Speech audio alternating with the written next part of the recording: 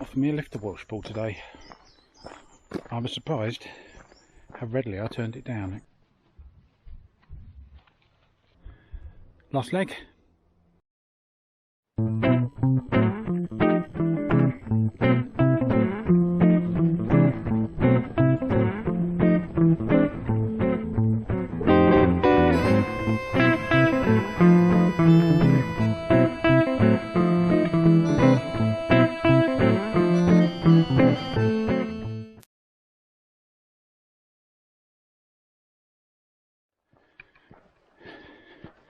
Day 7. Wow, what a beast that was. A supposedly easy day, certainly in distance terms. Arguably, probably ended it the most broken of all. I managed to do the 15k to Gabvan pretty much in one go. That was pretty good. I was there by noon. It's a bit of lunch, some drinks. Looked forward to an afternoon of forestry tracks and a bit of road, and I reckoned without my feet. They got a bit wet earlier in the day and got some quite significant pruning on them, which is actually quite hard to walk on a hard surface. So I changed my socks twice just on that last 12k. I just hobbled into Vyrnwy campsite. You know, I thought I was going to come close to pulling out yesterday, except I'm in the middle of nowhere. There's nowhere to pull out to, so you just carry on. So I built some certainty into the rest of the trip. I wanted a short day for today, but it just doesn't seem to really work with places to stop. So I booked the King's Arms or King's Head in Meifod. There's a camping field behind the pub, so that commits me to something like a 22 or 23k day, which is more than I wanted to do, but it's the best I can do.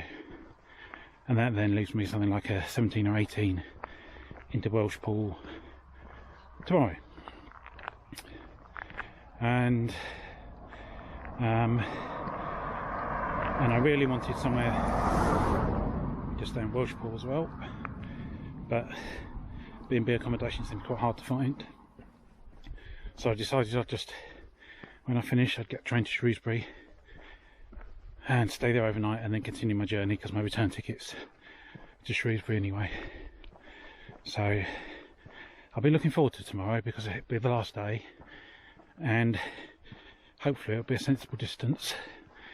So anyway, today day 8 looks like been a nice day.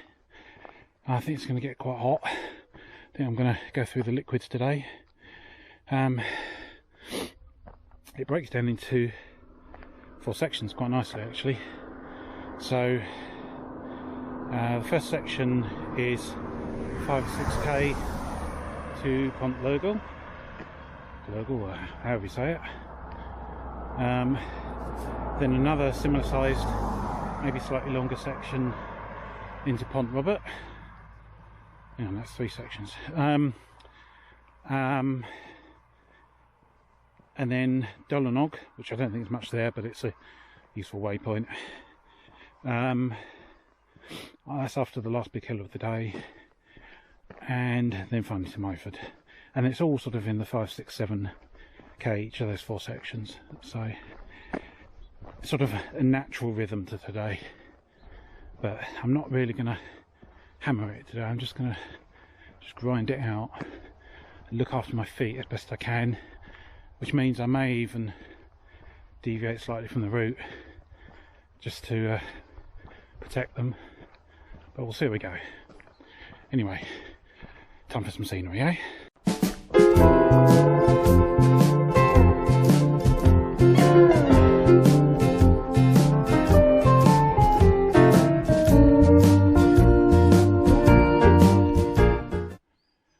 The steps of death. That's what I'm calling them.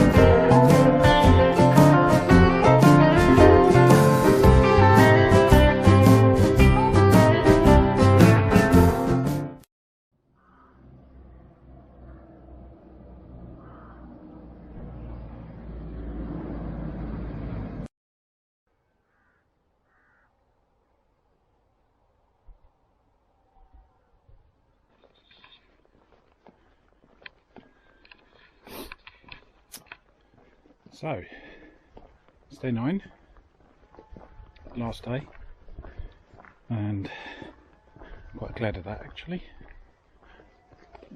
Yeah, quite glad. The best of the path is definitely behind, and just looking forward to finishing really. Yesterday turned out largely as expected. Although I'd say it's probably better actually, because I didn't have huge expectations of the scenery. There were some nice bits. Climbing up onto Alp Dolonog was quite nice, and the river walk into Pont Robert was quite nice as well, and also largely flat, so get some speed up. So that was all quite good. A few navigational cock-ups yesterday. Nothing huge, you know, a couple 100 metres here or there. You sort of know you're on the wrong path, something's not quite right. So yeah, but apart from that, it was okay. The feet were okay. I mean, I was extra cautious with them yesterday. Every time I stopped, and I walked down into 4 sections, so I stopped 3 times. It was boots off, socks off, let them out. That will work quite well. That's obviously going to happen again today, just get me to the end. The main issue yesterday in terms of body niggles was actually my shoulder, my left shoulder, collarbone or whatever it is. Biology's not my thing. It's just suffering a bit from just weight load. I did sort of manage to make it a bit more comfortable yesterday with just a bit of redistribution of what's in the pockets, but ultimately it's going to bear it. I think I've overloaded the pack. I mean, the pack's done really well, considering I have overloaded it, but it's carried it okay, but it's just starting to not be as comfortable as it could. Right, so anyway, enough talk about day 8. Let's talk about day 9. It looks like we need to go here. So, includes the road name really. Right, so today 18k, so that's 11 miles. Looks like it's still a good 500-600 metres of ascent, so that's lovely. I generally break my day into something like 6k sections, which is enough to do at once. It's a good balance of making progress and having regular breaks. So that's 3 chunks. There's no real obvious places en route to sort of tie that in with, like there was yesterday. So it's simply just going to be a distance driven, or this looks like a nice spot sort of thing. Anyway, I've made an early start. It was 7:45 when I set off, and I didn't have a great night's sleep, so it's supposed to be a bit silly setting off early, but I just want to get it done, and I also want to get it done before it gets too hot. So I'm just going to basically grind it out today. Right, enough chat, let's walk.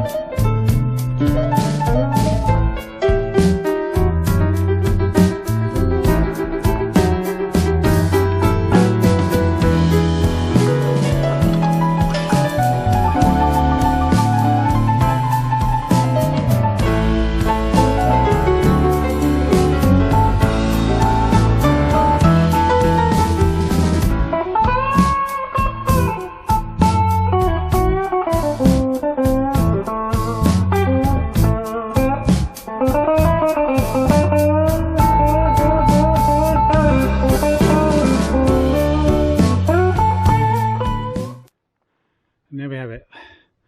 That's the start of the last ridge. Just got to walk along that and we're done.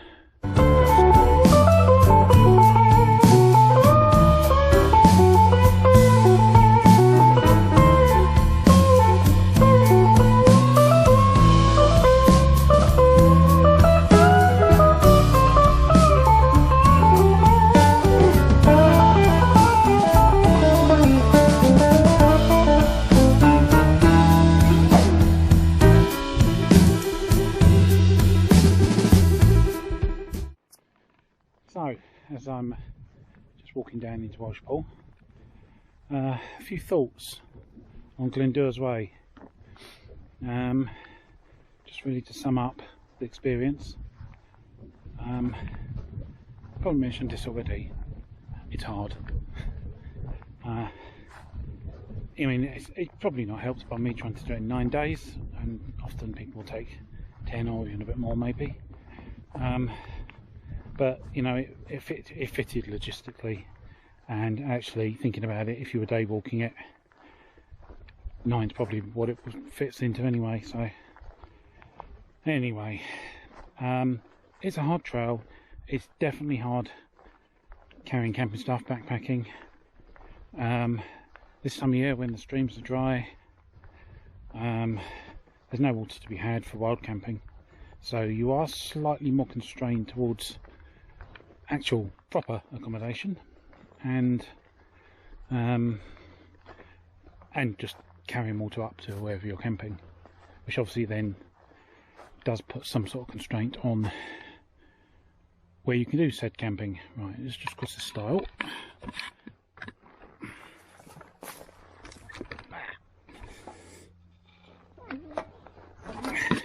So that's that. In terms of just how I'm feeling at the end of it, very tired. I had an absolutely terrible night's sleep. I just couldn't wait for the night to be over. I was just tossing and turning. Large part of that is my sleep mat died night 2, so I've been sleeping on a very thin sheet of EVA foam, which is not great, and I've been really suffering from it. But you know, I'm not just tired from that, I'm tired from just the exertion of the walk. It is, as I said, quite a hard walk. It's quite warm now, so that doesn't help. But yeah, I'm glad to have done it. I'm glad I made it, almost. I can see why it might not be the most popular national trail. You know, and that's not just because it's one of the younger ones. It doesn't. I can see how you'd have to do some research before the idea of doing it really grabs you, and that was certainly the case for me. So yeah, and just to sort of illustrate how unpopular it is, I've seen 19 people on the trail total, walking along it. That includes people that are just doing a bit of a day walk along, including a section of it. Now that sounds, you know, it's a few a day. It's not. I saw 3 on the first day, and then on day 4 I saw 12, 2 DOV groups, and then it's just odds and ones. I saw a couple of people yesterday just doing a local walk. So I've basically had the trail to myself. Which is lovely, which is one of the reasons I chose it. But you do appreciate those moments when you just stop and chat with other walkers. You know, I've had 3 or 4 chats with farmers. Generally farmers at a time of day when they know I'm not about to go and wild camp on their land. It seems. A couple of people asked me quite specific things about where I stayed last night or where I'm staying tonight. Farmers this is. So, you know, yeah. Anyway, I'm just glad to get this done now. I think the last 4 days, not quite half, doesn't really have as much scenically to recommend it as the first 5. So I would say anyone's thinking of doing Glyndwrs Way, but doesn't really want to commit to doing the full 135 miles, I'd say just do the 70 miles between Knighton and Machynlleth, to be honest. You won't really improve it by doing the rest of the route. So and I think if I was going to do it again, I don't think I'll bother with this section, this northern section, because it's just lots of work for a little benefit, a few nice bits, but you don't have quite the drama in the scenery of the hills that you do on the southern section.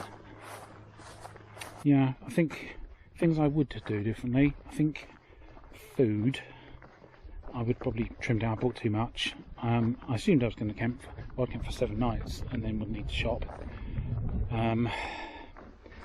Because I only bought provisions for 5, being that's all I had made up. As it is, I'm going home with 2 meals. So I've actually only used 3 of the 5. And done 4 wild camps.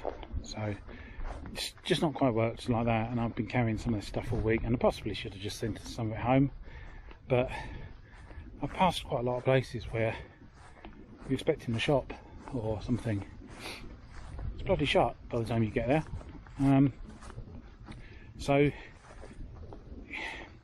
I don't really regret carrying some extra provisions, because I could very easily have needed them. But anyway, right, enough of this warbling. Let's just get down into Welshpool, get a beer and a train to Shrewsbury, and tick this one off.